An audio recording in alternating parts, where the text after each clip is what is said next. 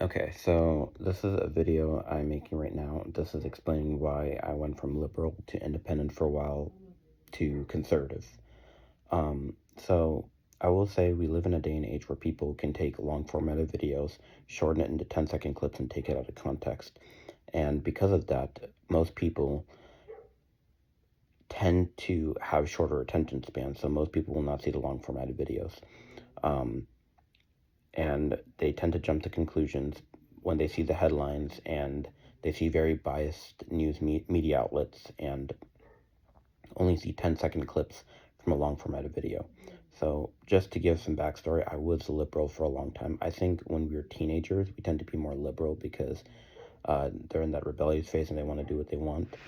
Um, I grew up in a Christian household, but I was always kind of rebellious and was liberal for a very long time until I started seeing a lot of inconsistencies with the Liberal Party. They say that they're loving and tolerant, but the moment someone has a disagreement with them, they attack them and call them hateful, bigot, fascist, whatever. And I'm like, okay, well, they're just giving a different point of view, so I don't know what's hateful about that. And then things regarding politics, like Trump, for example, I hated Trump for a very long time. They call him racist, homophobic, rapist, and all that stuff, which I'll get to in a bit. And then I followed that agenda for a long time until I started seeing very inconsistent things. Like, for example, um, they say that he's racist, but I couldn't find anything on him that's racist. And the thing is that when I was talking to a Trump supporter or someone on the right, they're saying, okay, you say that he's hateful and all this stuff. Can you name one thing he said that was racist, one thing that he said that was homophobic? I couldn't think of any. And I was thinking about it for a long time and did my own research.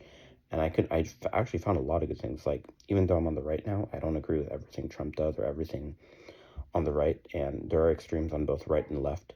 So that's why I was still independent for a long time. But I started gradually over time through different people like Kirk or Ben Shapiro or other controversial figures like Andrew Tate. I was seeing the context of everything.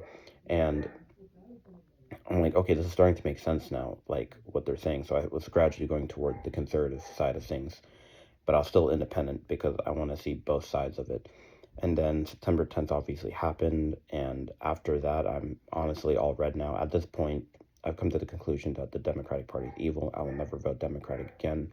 Was independent for a while. After that, you guys lost me. I'm all red now.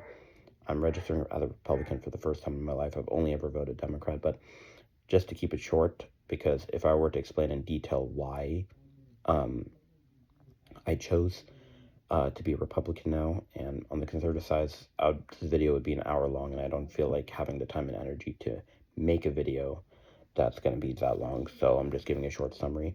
I would recommend you guys do your own research about it and stuff, and end of the day, people are entitled to their own opinion as long as you're against political violence. I don't have a problem talking with people with different opinions. I think the whole point of America is to have freedom of speech and to have civilized dialogue and discourse where we talk things out, debate, and try to find common ground. Because the whole point is trying to find common ground and try to find resolutions to issues, not turn to violence. And it's really sad our country's come to the point where we have to turn to violence.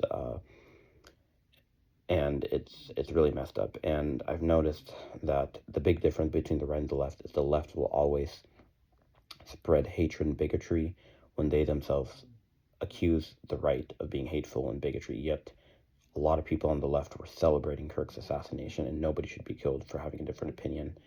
And I'm really glad that a lot of people are actually leaving the Democratic Party because um, they're starting to now realize how awful and bad their party is. And it's gotten to the point where now people are advocating for violence. There is a survey in a college that said that around 40% of them think that violence is the answer to stop people with different opinions, and that's just disgusting behavior. But I will never vote Democratic again. They're an evil party. Even some of my liberal friends who did not like Charlie Kirk said what happened to him was awful and disgusting, as much as they disagreed with him. And it's gotten to the point where it's getting out of hand. So I'm actually a born again Christian now because of Charlie Kirk, and I'm actually going to get baptized. I was actually an atheist for a while, but slowly started to do some research and found that God is real. Like I said, you're more than willing to disagree with me, but that's the conclusion I've come to.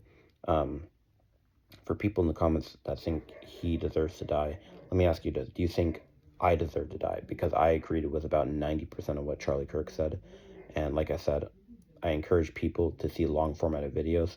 I tend to watch my videos on fast forward or just listen to it on my headphones on a podcast because, like I said, people will make short clips from long formatted videos to take things out of context, to get clickbait, more views, more attention, and things like that. Even the news outlets do that too, so they can find the best thing to show so they can get more pay-per-views and money and stuff. But that's my encouragement to you. Let me know in the comments. Try to be respectful. And that's pretty much how I became from left, was on the left side, then to independent for a while, and then after September 10th, I'm all red now. Never voting Democratic again. It's either Republican or just local. So, like, I think people see the candidate than what the policies are. So one thing I'll say is that if at all, for example, 2020 JD Vance, if I don't agree with a lot of his views, I'll just vote locally. Like 2024, I didn't vote for Trump or Kamala. I just voted locally in my area. So that's my take on it, but that's all I got to say. Anyway, hope you all have a great day and take care.